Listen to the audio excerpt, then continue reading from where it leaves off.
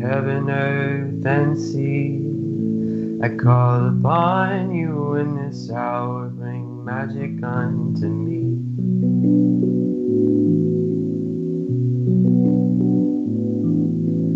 Brothers, oh, the cauldron cries, it singeth unto me the songs of Mother Goddess and of Father in the tree.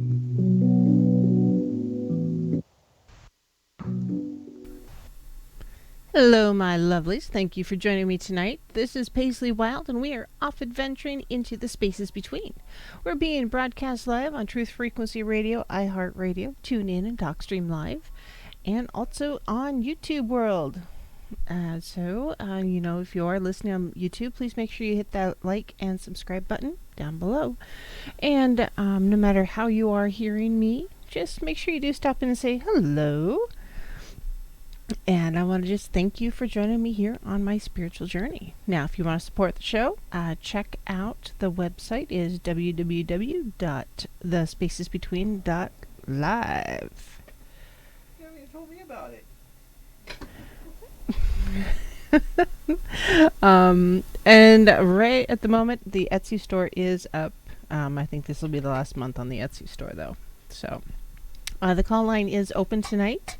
So if you want to give me a holler, that number is 213-233-3998. Or if you're out in the UK, please give me a call at 44203-393-2871. So, in the interest of, it's Halloween month and October and all that stuff, and sorry, I'm having just too many chords. Goodness. And I got to thinking, and it was suggested, and I agreed 100% that, it's time to talk about some of the macabre aspects of paganism and witchcraft.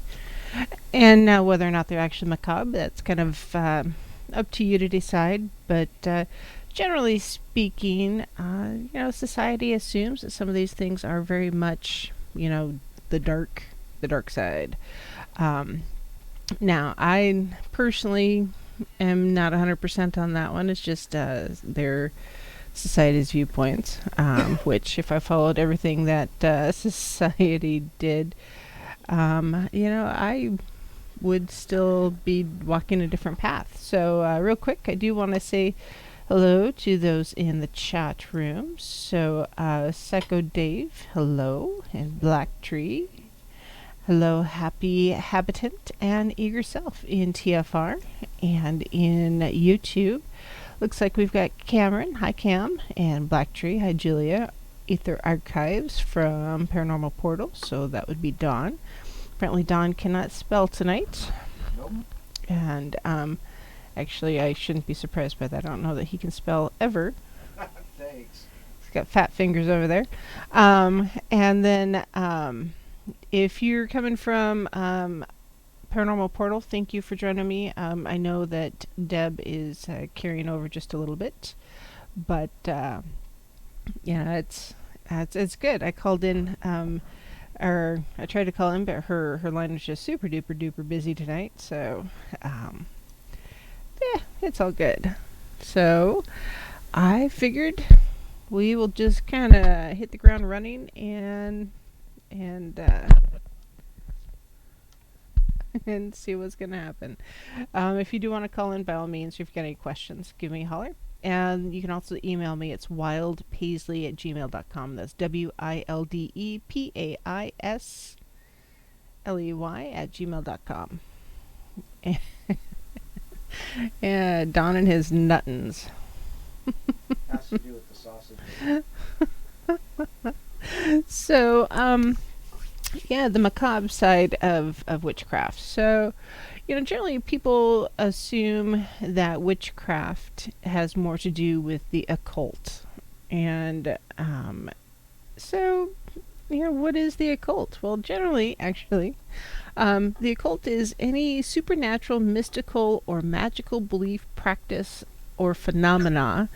There's like a secret society to study alchemy and the occult. So, The occult itself is a category into which varied beliefs and practices are placed if they're considered to fit neither into religion or science. So, the occult in this sense is also a very broad label. It encompasses such phenomena as beliefs in vampires or fairies, and movements like ufology, parapsychology, excuse me. So, first of all, the term occult is just a Latin derived term for the word hidden or unseen.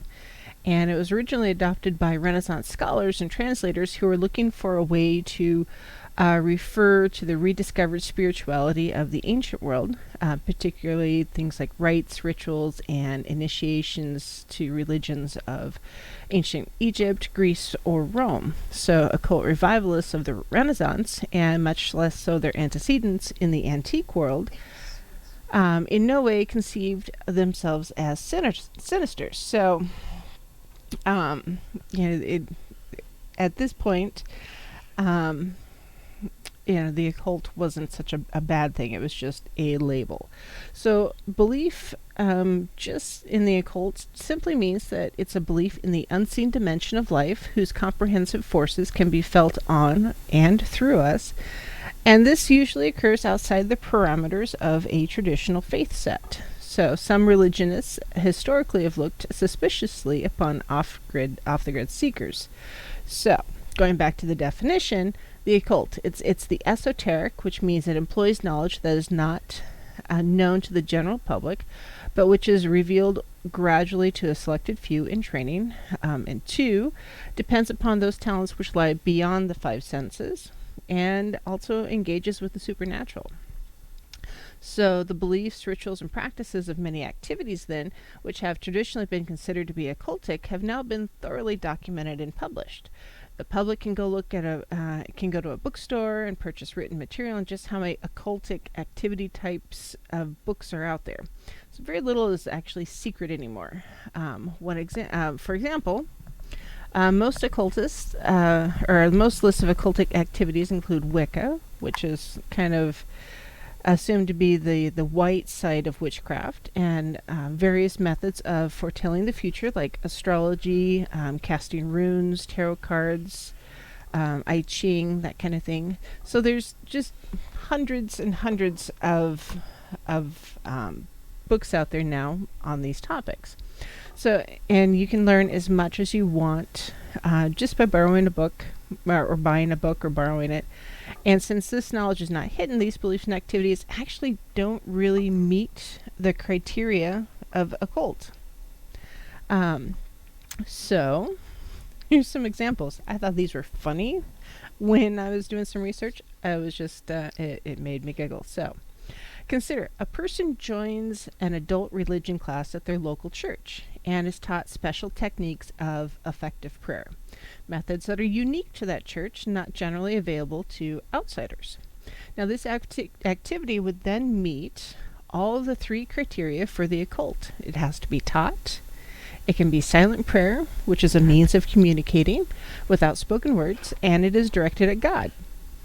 So, another example would be consider a ceremonial magician performing a healing spell. He or she might believe that the spell taps into the perfectly natural forces or parts of the universe that science has yet to explain. They might not feel that they are part of the occult, since they are not dealing with the supernatural. During Mass, a Roman Catholic priest will perform a ritual which involves certain words and actions. The end result is the wafer and wine is believed to literally become the body and blood of Jesus Christ. This is an act of magic that would also meet all 3 criteria and thus be considered occultic. So try that one, blow your brain slightly. The Wiccan faith is a reconstructed religion of the ancient Celts, generally. And Wiccans develop an intimate connection with their goddess and their god, performing religious rituals and observe seasonal days of celebration. And in doing so, they differ little from followers of other religions. Although many Wiccans also engage in divination and or healing spells, some do not. So among those who do not, their faith is not considered occultic. So, yeah. So, yeah, communion during Mass is occultic. It makes me giggle. Sorry. So, some misconceptions regarding the occult, which there are a lot. Okay, one, occult is separate from cult. Just keep that in your brain. So, over the centuries, the occult has been clothed with a veil of evil and sinister misdoings. Now, these have become the biggest misconceptions of the true nature of occultism. So, originally, science was considered part of the occult because it was misunderstood during the Middle Ages and was therefore considered an occult practice by religious people. And the science of chemical and elemental interaction between objects and substances simply wasn't really understood, and therefore it was considered magic. So alchemists were considered to be witches or wizards, attempting through magic to transform metals and other elements with various unnatural processes. And herbalists were thought to practice earth magic. So when natural elements were manipulated and transformed, they were considered objects of the occult. So perhaps the most contradictory aspect of the religious sect versus the occult sect was that both groups believed that everything in the world had a touch of magic behind its very existence. And it didn't matter if it was science or religion. It was all had a touch of magic. Now there are several religious cults, including Christian ones, that are often confused with the occult. Now, while many occult groups can also be cults, I'm going to trip over this, I know, the distinction isn't always made. So this causes many people to believe incorrectly that the two words are actually interchangeable. And it's often very damaging to all groups because that's where a lot of that hate and misunderstanding comes up, and it's frustrating. So one of the big ones, and I know anybody who's a pagan or a witch has bounced into this one, is occultism is also known as Satanism, and it's not. They're two different things. And don't mind the peanut gallery in the background. It's Don with his nutting fingers over there. So occultism is Satanism. So it's a very common misconception that all occultists worship Satan. And the occult is evil with sinister intentions. Well, just as I mentioned not too long ago, Catholic Mass is considered occult. So that doesn't necessarily work very well with Satanism. So this stance can be seen as very hypocritical, especially when viewed through the writings of the Christian classics ethereal library. So basically it says, the Christian Church has claimed an uninterrupted succession of miraculous powers, the gift of tongues, vision of prophecy, and the power of expelling demons, of healing the sick and raising the dead. So by this very Church's own definition, those practices are considered occult. And so when they're viewed through the Church's definition of occult, that means it's Satanism. So if you go to one of those churches where everybody takes a break and speaks in tongues, technically, according to the Church's very own definition, that's actually Satanism. So, yeah, it doesn't make any sense here. Now Don can talk. So, you don't want me to talk. So the occult is actually no more evil than human nature is itself. And as with any other vehicle in life, whether religious, commercial, or martial, it all depends upon what you do with it. So, yeah. I'm still going to giggle for a long time, I think, about, Catholic Mass and communion is actually occult. Yeah, definitely makes me giggle. Giggle, giggle, giggle, giggle. So, next, voodoo. So, voodoo probably isn't what most people assume it is. So, I'm going to start with what it isn't, because that's probably going to be easier. So voodoo isn't actually accurately portrayed in most movies or TV shows and books.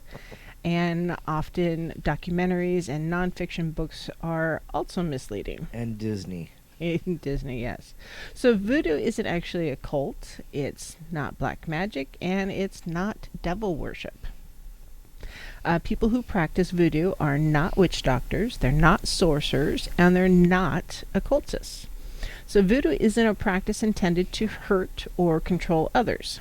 So most voodooists have never actually seen a voodoo doll, unless, of course, they saw it in a movie. So voodoo isn't morbid, it's not violent. Now, that in mind, voodoo isn't the same everywhere. So similar to most pagan traditions, not everyone who practices voodoo does it in exactly the same way or agrees in the way that it should be done. So what is it? So voodoo actually originates in Africa, which I think most of us know. But in the Americas and the Caribbean, it's thought to be a odd combination of African, Catholic, and Native American traditions. And it's practiced around the world, but that's kind of where it originated. There's not really an accurate count of how many people are actually voodooist. There is no scripture. There is no world authority. It's a community-centered, and it supports individual experience, empowerment, and responsibility. Voodoo is different in different parts of the world, and it varies from one community to the next. And Don and his nuttons, I tell you, just nuttons. So yeah, voodoo is different in different parts of the world and varies from one community to the next. And so I'm going to kind of most specifically talk about the New Orleans and the Haiti version of voodoo, just for the tonight's show. So what do they believe? So to understand what they believe, you probably should kind of see how they, or understand how they see the world. So those who practice voodoo generally believe there is a visible and invisible world, and that these two worlds are very intertwined. And death is a transition from the visible world to the invisible world. So our predecessors are still here in spirit. They watch over us and they inspire us. Now, in addition to our ancestors and loved ones that we know in life, there are the Lua. Lua? It's Lwa. So if I'm pronouncing it wrong, I'm sorry. But they can be understood as the archetypes of human personalities, such as Ogun, the warrior, and others that embody more specific concerns or localities, such as Mary Laveau in New Orleans. And each Lua is actually a family of similar types. In other words, there's more than one Ogun, or there's more than one way to be a warrior, which anybody who's studied history knows there's more than one way to be a warrior. So voodooists develop a relationship with the Lua to seek their counsel and help with concerns in the visible world. And in some ways, this really isn't that different than the secular practice of studying and honoring remarkable historic figures. For example, someone who wishes to affect social change might find inspiration from people like Martin Luther King Jr., Mahatma Gandhi, those types, and may feel a kinship with them. They might read their books, have posters of them on the wall, place extra significance on their day of birth or death, and just try to live by their example. In similar fashion, a voodooist develops a relationship with a particular Lua and seeks to understand and embody the principles that they then represent. And they connect spiritually in order to effect a personal transformation and manifest that energy in the visible world to help the living then. So, like Catholic saints or Hindu deity figures, Lua are familiar and accessible, whereas the great good God, although loving, is distant and somewhat above individual human concerns. So voodoo has ordained clergy. They're called Hogan, or priests, and Manbo, or priestesses, that make a commitment to a spiritual path and can then offer guidance when needed. But it's believed that each person is responsible for their own actions and capable of self-actualization. So voodooists especially place value on the strength of the community for support and enrichment. And so just as there's differences in other faiths, there is also a great variation, of course, within voodoo beliefs and practices. So in places and times where conditions are very desperate, voodoo is often focused just on survival. So in New Orleans, many voodooists feel that religion is part of the service to their community. So there's definitely an emphasis on healing and social activism.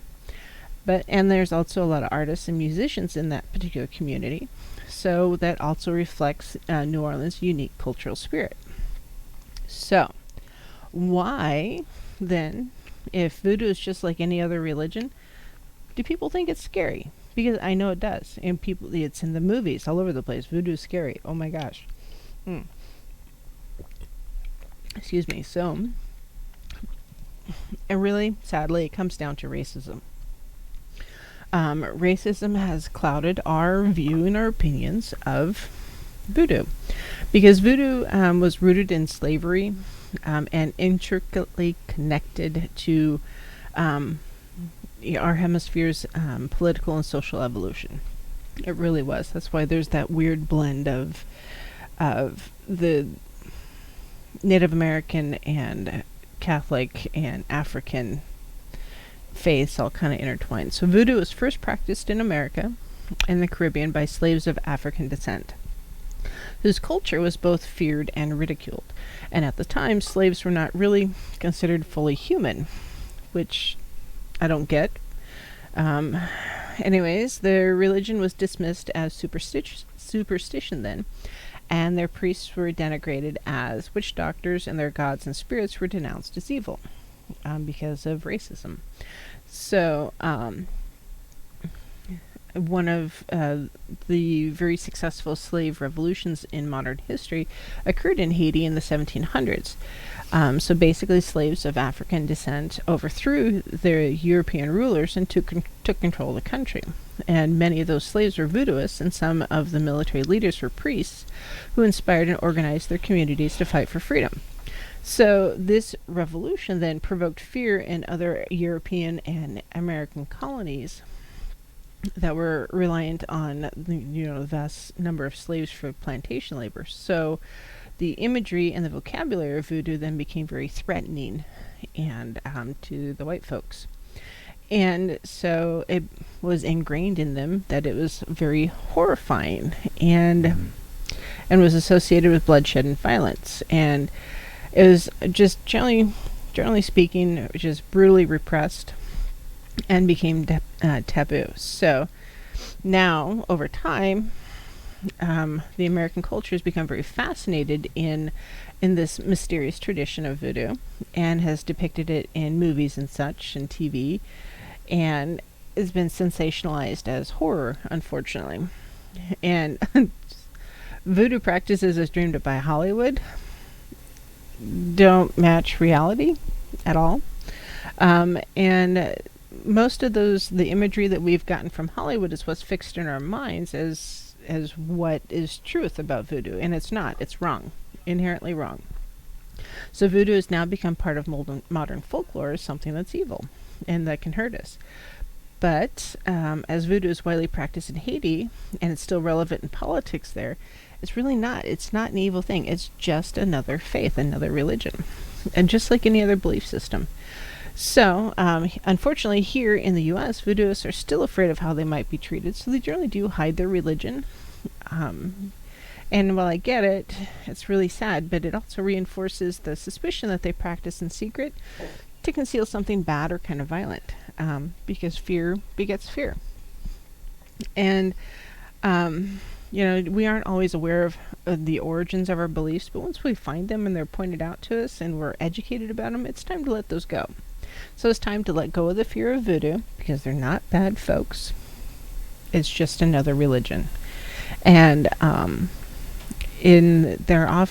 generally speaking, voodooists are there to support their community and bring the people together. So yeah, just random stuff. I didn't know that about voodoo. I'm kind of glad I researched this a bit more, because it's really interesting. how the history of it has really impacted our society and our fiction in the Western entertainment, because Hollywood, it seems like whatever they do, our society takes as 100% truth, and that's really unfortunate. When it was just fear and ultimately racism that turned just a religion or a faith, a type of faith, into something that was taboo. Um, I know Don's over there listening with his nut and fingers. What do you think, Don? Real quick, you got 30 seconds. I think that Hollywood has done voodoo a really bad turn, but then also you have Santeria, which is the worship of saints, which is a connection between Catholic faith and voodooism and things like that. And people think that that is also a horrible thing, but once again, it's just the worship of saints. So anyhow, the point is that I think a lot of people have a bad idea of it. Mm-hmm. I think you're right. All right, kids, that's the bottom of the hour. So when we come back, we're going to talk about Satanism. What?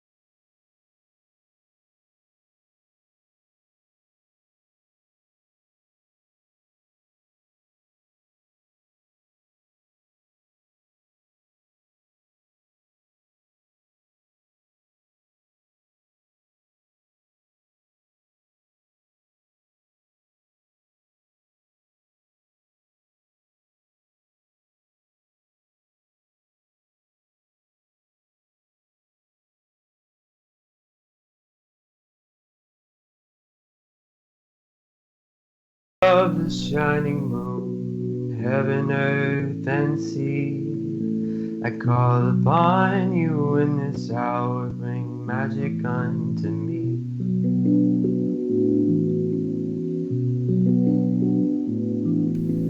Brothers, oh, the cauldron cries, sing it unto me. The songs of Mother Goddess and of Father in the tree.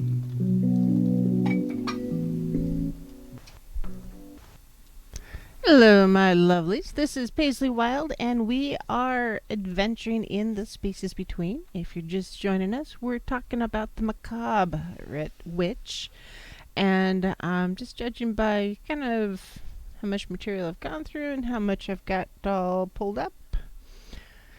We'll probably go and talk about this tomorrow night too. So, thank you for the happy birthday, Hestia. Yes, it's my birthday. It's her birthday. It's my birthday. Yes, I've had lava cake, brownies, chocolate cake, ice cream, ribs. Chocolate ganache cake. Sorry, my bad. Barbecued ribs. It's been good. I'm full and just about ready for a nap. So, anyways, the call lines are open tonight. It is 213-233-3998. Or if you are in the UK, it's 44-330. Oh, am I doing that right?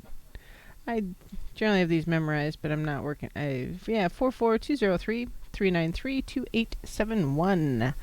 And the Macabre Witch. And moving right along, I am going to talk about Satanism.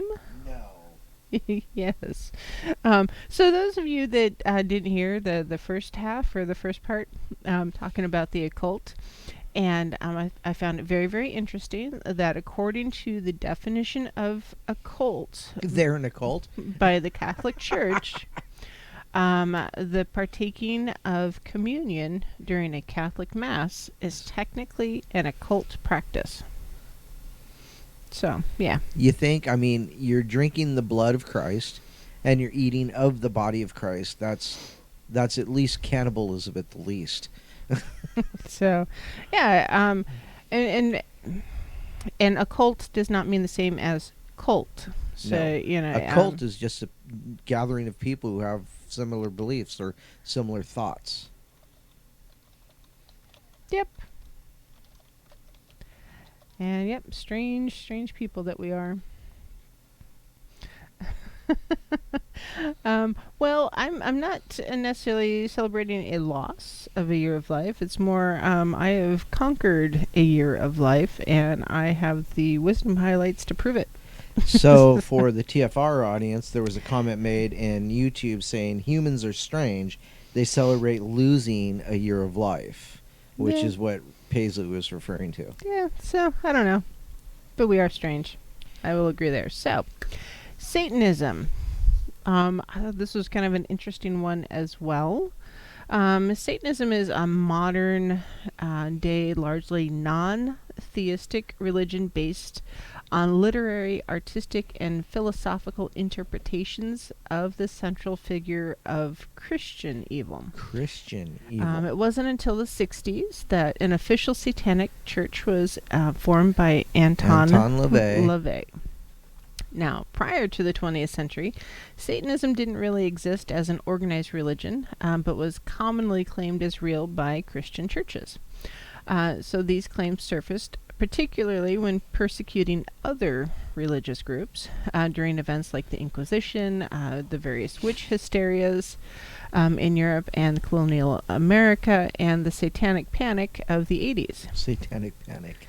Now, Satanism and any of the various religious or countercultural practices and movements centered on the figure of Satan or the devil, which is regarded in Christianity and Judaism as the embodiment of absolute evil. Now, historically, Satanism was also called devil worship and consisted of the belief in and worship of the Judeo-Christian devil and the explicit rejection of his antithesis, God. And in Christianity, God is incarnation of Jesus Christ. So it was traditionally based on the Black Mass, which is a corrupted rendition of the Christian Eucharist, and ritual magic evocations of Satan. Now, some of the more recent forms of spiritual or theistic Satanism recognize Satan as an independent, non-Judeo-Christian deity, which I don't understand how that works, but sure. Now, other modern satanic movements, including the U.S.-based Church of Satan, which was founded in '66, celebrating Satan not as a god, necessarily, but as a symbol of the supposedly anti-Christian moral values, or as a pre-Christian life principle. Now, such movements may be considered atheistic, agnostic, or deistic. They do not necessarily promote or practice evil in any literal sense, but may profess extreme forms of individualism and ethical egoism, and may reject the traditional Abrahamic religions, particularly, can't talk now, Christianity, as hypocritical and repressive. Now, historical satanic cults have been documented in Europe and North America as far back as the 17th century. They've been around for a while, but their earlier roots are generally difficult to trace, just as the number of Satanists in any period is frequently overestimated. And to such heretics such as the Gnostics, the Cathari, and the Bogomils, but that charge does not necessarily correspond to the heretics' own understanding of their beliefs, and the alleged Satanism of those persecuted in the heyday of witch burning may rest on no better foundation than the overheated imagination of witch finders and the confessions obtained by torture. Because, the Salem witch trials, there's a lot of torture there, so people said whatever they had to say to stop the pain, and I can't blame them. So modern witchcraft and neo-paganism are not to be confused with historical Satanism, because they're different, since those groups worship non-Judeo-Christian deities. Now, historical Satanism, as a devotion of the Judeo-Christian source of evil, can exist only in a symbiosis with that tradition, because it shares an inverted worldview. So basically, if you're pagan, and you practice witchcraft, either way, and someone says, "Oh, you're going to hell, honey," you can say, "No, I'm not. I don't believe in Satan or your version of hell," because Satanism and paganism are two entirely different beliefs. Like a red balloon and a purple iguana. They're two very different things. And I've got more information if you really want to know about it. But basically, in my opinion, Christianity, or the Abrahamic faiths, are not monotheistic, because they're not. They've got God the Father, they've got God the Son, they've got God the Holy Ghost, they've got Satan, so it's 4 primary deities. They've got all the angels and archangels, and then they've got all the demons and the archdemons and the fallen, and there's the Nephilim, and gosh darn, there's all sorts of them over there. And so basically, and then if you're Catholic, you've got all the saints. All the saints, yes. The Catholic saints, which are often considered minor deities. Don't forget about Mother Mary. Well, yeah, she's a would that be a minor deity or a major? So basically, even in the Bible, where God says, "Thou shalt have no other gods before me," implies, beyond a doubt, I think, that yes, there are other gods, but he expects to be the topmost. Or he is a jealous God, so what's he going to be jealous of? Is he going to be jealous of, radishes? Or is he being jealous of the other deities or gods and goddesses that are out there? So what is his measure of comparison? Yeah, so and that's something that's not included in the biblical text. Of course not. So, or at least not in our contemporary translation of the biblical text. Or maybe a proper translation. What? A proper translation. Oh, yeah. So it's just a contemporary translation. So, and the Bible's been translated and edited and diced, sliced, and julienned a couple times throughout history. You know, often it's been used as a tool for politics. And condemnation. Unfortunately, yeah, it's been a tool for condemnation, control, and politics. Unfortunately, because as a faith, I don't have a problem with Christianity, but as a religion, where it's set to, buffalo the masses and subjugate. Yeah, thank you. That's. I guess I don't feel that your faith should be used to minimalize you in that fashion. It's so called dogma. Dogma, yeah. Well, almost every religion has some form of dogma, but yeah, the Abrahamic faith seem to have a fair bit. So, and generally speaking, today's Satanism, I don't know, it's. I have a hard time personally taking it seriously. Here's why I don't take it seriously. Antifa, satanic Antifa. Does that make any sense? Okay, Antifa doesn't really make sense, period. Well, so they're Me? anti-fascist. Wouldn't Yeah. Satan like fascists? Yeah, one would think. Well, Oxymoron. Well, there are quite a few out there, so oxymorons. So yeah. Just I don't know. There are a lot of misconceptions I think out there just about faith and religion in general, and it's unfortunate that so many are trying to fit all of the round pegs into square holes. And it's just let us be. Coexist, folks. It's not that hard. The next one I wanted to talk about was Day of the Dead, which is coming up. It's generally pretty closely associated with Halloween. A lot of the Halloween decorations and the Day of the Dead, Dia de los Muertos, decorations have a lot of translation and carryover. You see, sugar candy or sugar skulls all over the place anymore for Halloween. So Dia de los Muertos actually has its origins in Aztec traditions of honoring the dead.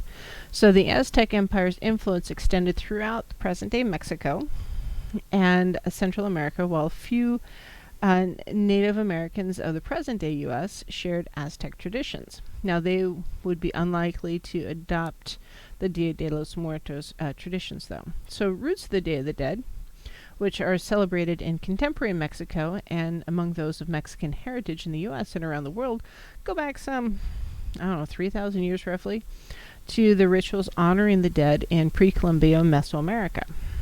So the Aztecs and other Nahua people living in what is now considered central Mexico held a cyclical view of the universe and saw death as an integral, ever-present part of life. So the mythology around this is actually pretty interesting. So the origins, like I mentioned, from several thousand years ago. So they believe that when people died, only their physical body perished, and their soul is a divine and everlasting creation, traveled to, it's a bunch of names I'm probably going to mess up, Chikunamiklan, or the Land of the Dead. And the Land of the Dead was ruled by a king and his wife. Yeah. Mictlantecuhtli and Mictecacihuatl. Yeah. Anyways, so the king and his wife ruled the Land of the Dead, and this was a transitory 4-year journey that consisted of 9 challenging and dangerous levels. And each soul needed to successfully complete each level to reach Mictlan, or the final resting place. So Dia de los Muertos celebrations are meant to help departed loved ones on this spiritual journey, and by remembering them and providing them with food, tools, water, and offers or ofrendas. And these offerings are usually placed on altars along with the symbolic sugar skulls. And interestingly, when the Spanish colonized Mexico, they were actually forced to merge Christian beliefs with indigenous rituals, including Day of the Dead, as the natives absolutely, positively refused to give up their long-held traditions. So thus, the Day of the Dead celebrations have shifted from August, when they were originally, to early November to coincide with All Saints' Day and All Souls' Day. So nowadays, dead children and infants are honored on November 1st, which is All Saints' Day, while deceased adults are paid their respects on November 2nd, which is All Souls' Day. Now, Day of the Dead. So it signifies, a couple things. So throughout time, civilizations ranging from ancient Egypt to China to Mexico have created ways to honor or to come to terms with death. So Dia de los Muertos, or Day of the Dead, has become just this very integral part of the Mexican identity. It's not morbid, it's not macabre, and rather it's a celebration of remembrance that acknowledges death as a natural part of the human experience. In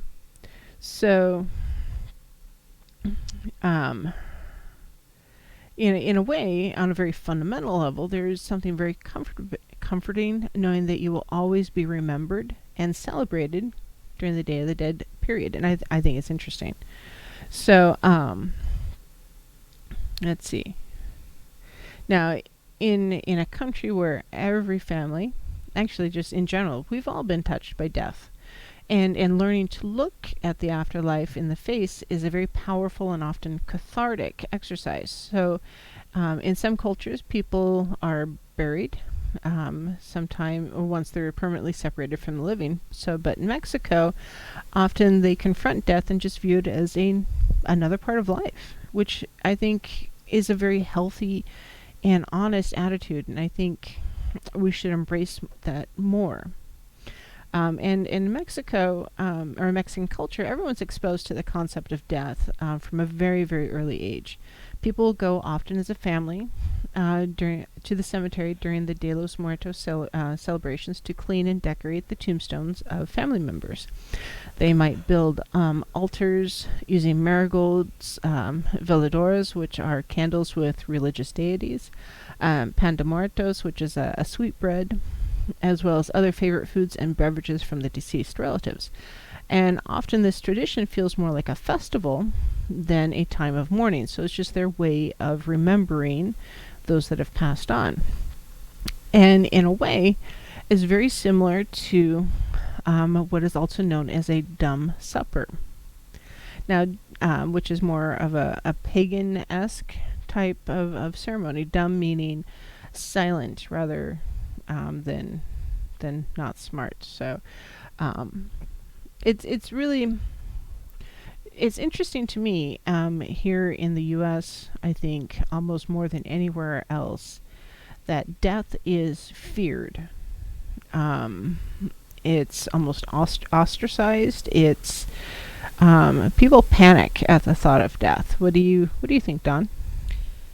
I think you're right. I think that people neglect the fact that, they have an immortal soul, and that's even according to the Christians. So if you have loved ones or, favored people that have passed on, why not celebrate those souls and those memories than mourning the passing of the physical body?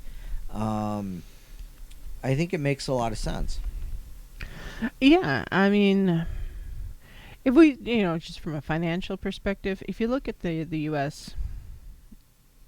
society just as a broad view, the amount of money spent on anti-aging stuff to prevent aging from happening, whether it's creams or lotions or plastic surgery, there's a lot of money spent in the U.S. to fight death.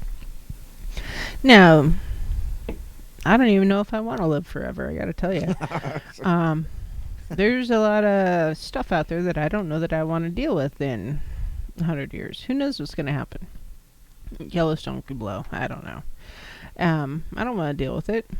But right now, I'm fine, I guess. I'm fine with my wisdom highlights. I'm starting to get the crow's feet. Gravity hurts more. It's okay. I've got grandkids. I don't have a problem with that. And I would rather embrace the process of aging and growing old and eventually dying with a tact, if nothing else, just being graceful about it, than try to fight it tooth and nail, because it's going to happen. I don't understand why people try to fight it so much. I think that a lot of it has to do with dogmas. I really do.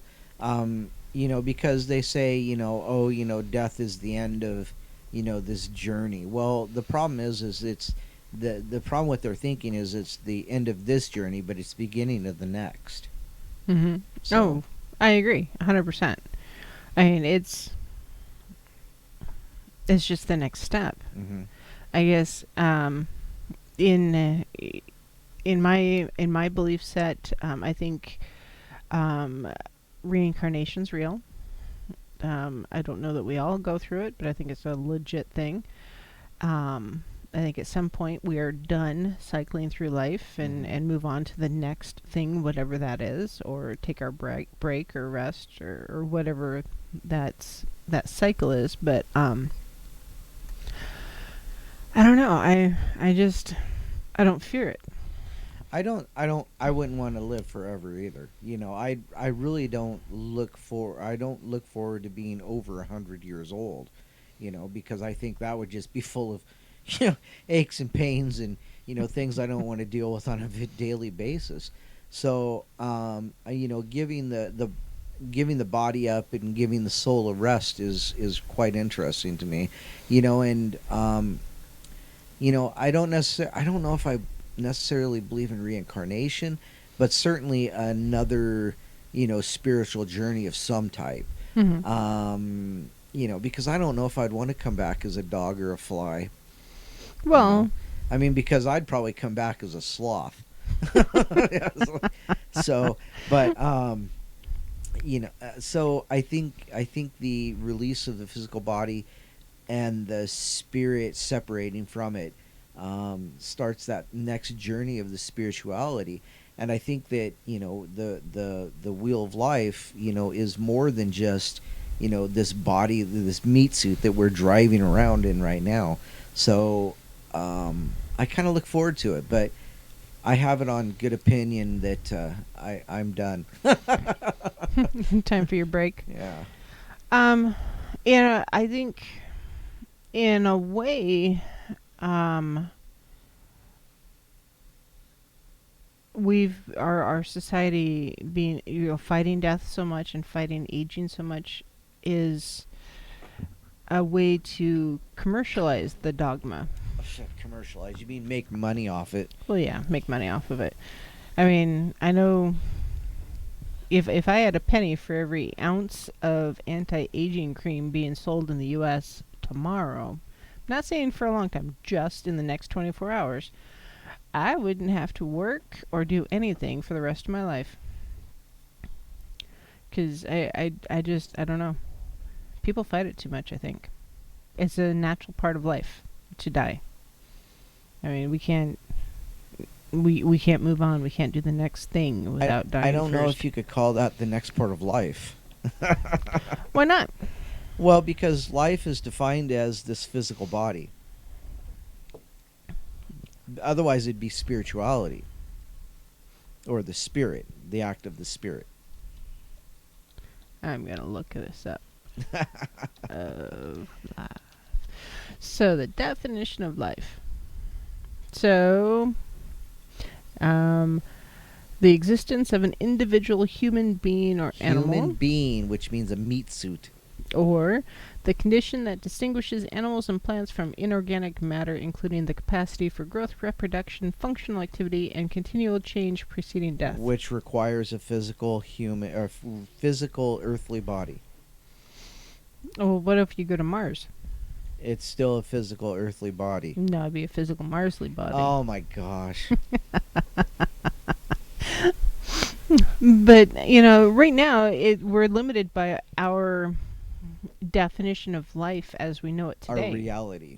By our reality, our dimension. Yeah.